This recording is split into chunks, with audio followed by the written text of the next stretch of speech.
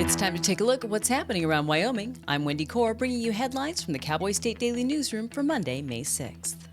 Upon hearing the phrase airdropping grizzlies, a layperson's mind might go with wild images of huge roaring bears parachuting from the sky. The reality isn't quite that crazy, but Outdoors reporter Mark Hines says if all goes as planned, perhaps some Wyoming grizzlies could find themselves slung under helicopters in a drug-induced stupor on the last leg of their journey to a new home in Washington state. If anybody ever saw the movie Operation Dumbo Drop, where they dropped an elephant with a parachute, it's not going to be that fun. It's pretty mundane. Basically, it just means they're going, just as they would move grizzlies into some areas with trucks, it's the same thing, except they use an aircraft. So the grizzly is put inside a cage or a container of, they're tranquilized, of course, and then put inside a cage or container of some sort, and then they're taken by aircraft to the location, and then allowed to wake up and get their bearings a little bit, and then released. So sorry, folks. I thought I was going to have a story about grizzlies dropping from the sky in parachutes. That's not. So it's not what is happening. The U.S. Fish and Wildlife Service and other federal agencies have said that airdropping bears will likely be the preferred method of getting new grizzlies to remote locations in Washington's North Cascades ecosystem. Hot Springs State Park is the most visited state park in Wyoming. The state of Wyoming recently asked potential investors to dream big about the park's future, and Cowboy State Daily's Renee Jean reports that the state is willing to put a large chunk of money behind any improvements. The state is proposing to spend about $25 million there on upgrades, but that's just a drop in the bucket compared to what its selected partner, Wyoming LLC, would be putting into the park. Their punch list includes really big projects: reconstructing the Hot Springs Hotel so that it has a convention center, positioning that so that the motel rooms face the river instead of the parking lot. They reconstruct the teepee pools and turn that into kind of an adult-oriented wellness center.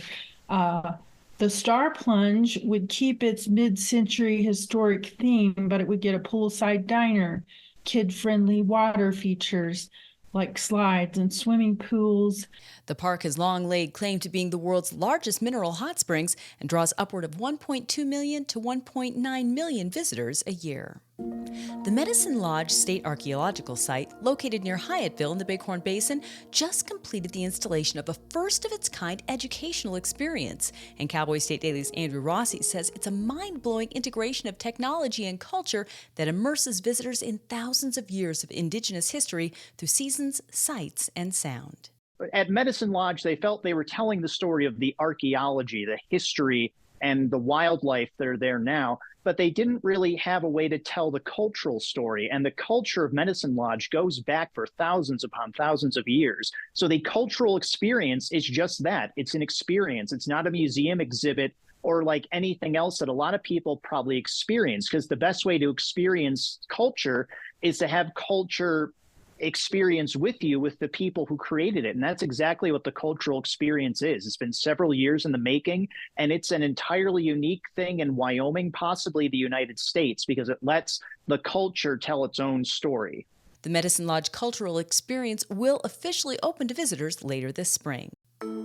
A local effort to establish passenger rail service connecting Cheyenne to Colorado's Front Range may seem a pipe dream to some, but an effort to make it happen has been gaining momentum, according to Cowboy State Daily's Leo Wolfson. Supporters of this project have been coordinating with a Front Range passenger rail project to kind of try to kind of hop onto that effort, which is basically a rail service that would connect Fort Collins through Denver and south to Pueblo.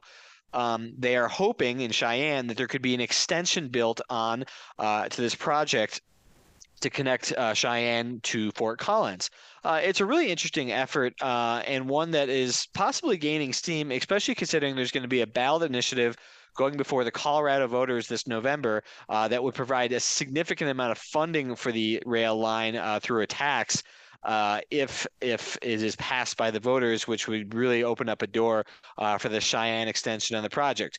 Under the best case scenario, the project would still be 3 to 5 years off, but Wolfson says supporters are trying to explore different options for different carriers, which could include Amtrak. Updates to the Biden administration's Western Solar Plan would allow more streamlined development of utility-scale solar farms in Wyoming, which means more money being invested in solar farms here. But critics feel the Bureau of Land Management, which would oversee the project, isn't considering all the options, according to energy reporter Pat Mayo.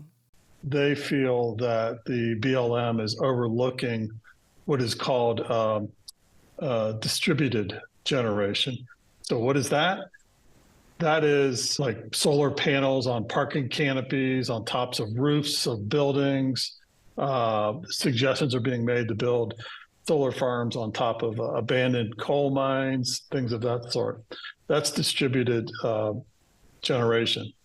The BLM doesn't seem to be considering that, though. They seem to be kind of moving in a different direction where they would just build these huge agrivoltaic farms, that would involve maybe sheep grazing underneath the panels and so forth, and cattle too.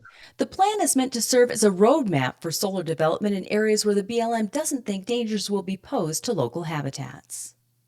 And Stacy Bousseau and her daughters have been the first in line to enter Yellowstone National Park through the east entrance on opening day of the summer season for 6 years running. She did it again Friday, and Cowboy State Daily's Andrew Rossi was there. Stacy and your daughters thought, why not be the first family in the park? And it's just a tradition that they've kept going, although they say they don't plan on doing it every year. They like doing it every year, but it's kind of an impulsive decision. They just decide a couple days before if they want to do it, and then they pack up the car, make all their plans, and head up there. They won't give me exactly the time that they get there to make sure they're first, but they get there early, and it is a long night in the chilly region of the east entrance, but they do it not to be first. They do it because it's a fun tradition that they've developed where they get to spend time with and enjoy each other as a family wants to do. There will be a time when Bousseau and her family won't be at the front of the line, but for one more year, they were together with an empty road in front of them, soon filled with more laughter and memories. And that's today's news. Get your free digital subscription to Wyoming's only statewide newspaper by hitting the subscribe button on cowboystatedaily.com. And don't forget to subscribe to our YouTube channel. I'm Wendy Corr for Cowboy State Daily.